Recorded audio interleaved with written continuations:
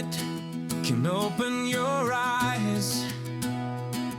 One book can open your world. Knowledge gives you power. Read and rise higher. 9R Tree. Better life begins in a book. Hello, I'm Sebastian. Welcome to 9R Tree's podcast. Today, I will summarize and review the book. Kate Moore, acclaimed for bringing unseen women of history to vivid life, turns her lens to Elizabeth Packard in The Woman They Could Not Silence. Set in the charged atmosphere of the American Civil War era, this gripping narrative follows a minister's wife who is forcibly confined to an insane asylum by her husband for the crime of thinking for herself. Through meticulous research and propulsive storytelling, Moore reconstructs Packard's harrowing confinement, her defiant pursuit of justice, and the reforms she sparked that reshaped laws governing mental health and women's rights. More than a biography, the book exposes how medical authority and marital power conspired to silence dissent, while celebrating the courage of a woman who refused to be erased. Moore's novelistic pacing, rich archival detail, and moral clarity transform a 19th-century legal battle into a timeless meditation on voice, autonomy, and the peril of labeling inconvenient women as mad. I will give you key takeaways from this book. Firstly, Patriarchal Power and the Legal Cage. At the heart of Elizabeth Packard's ordeal is a legal structure that fused marital dominance with civic disenfranchisement. Under coverture and permissive commitment laws, a husband could declare his wife insane and consign her to an asylum with little oversight. Moore traces how Elizabeth's theological disagreements with her minister husband became grounds for institutionalization, illustrating how dissent was recast as pathology. The Civil War backdrop amplifies the contradiction. A nation fighting for freedom, while domestic law curtailed women's most basic liberties.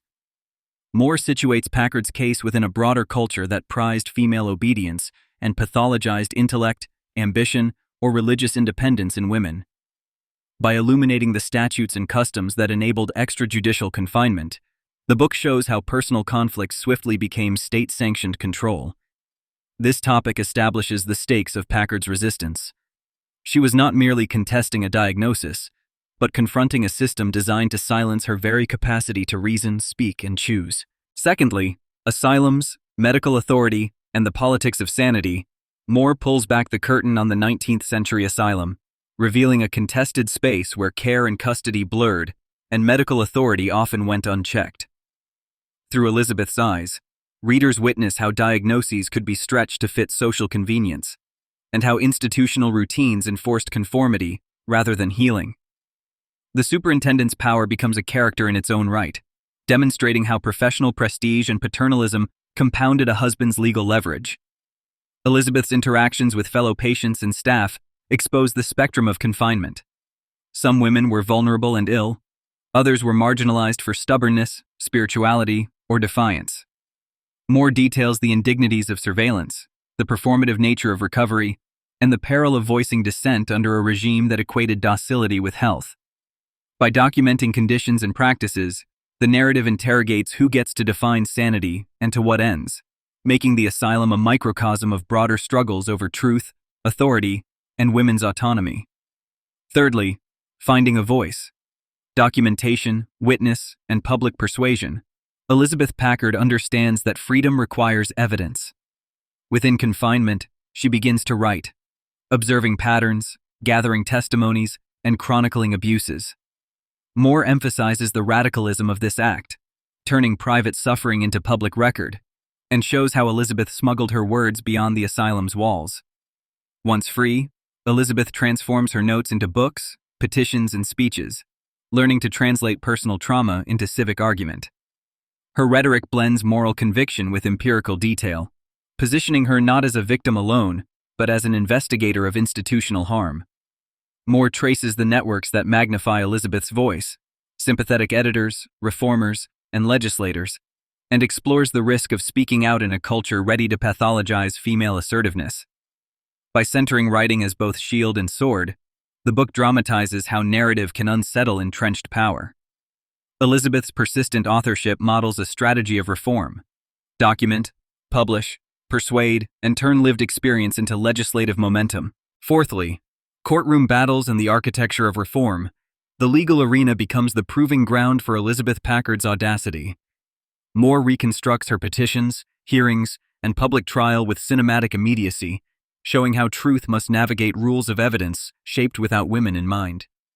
Elizabeth leverages witnesses, written records, and her own poised testimony to counter medical authority and marital prerogative.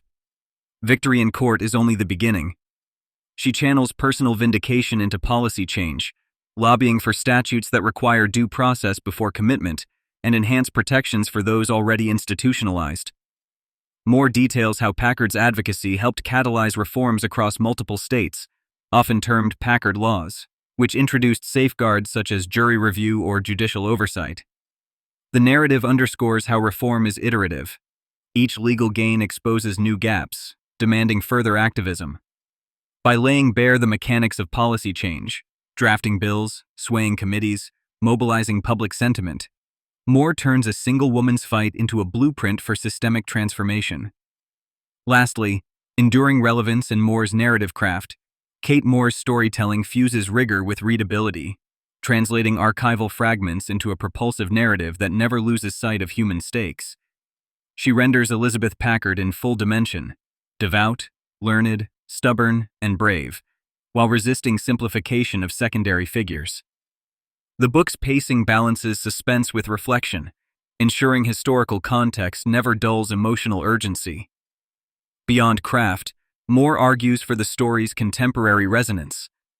Debates about women's autonomy, the misuse of psychiatric labels, and the dangers of unchecked institutional power echo into the present.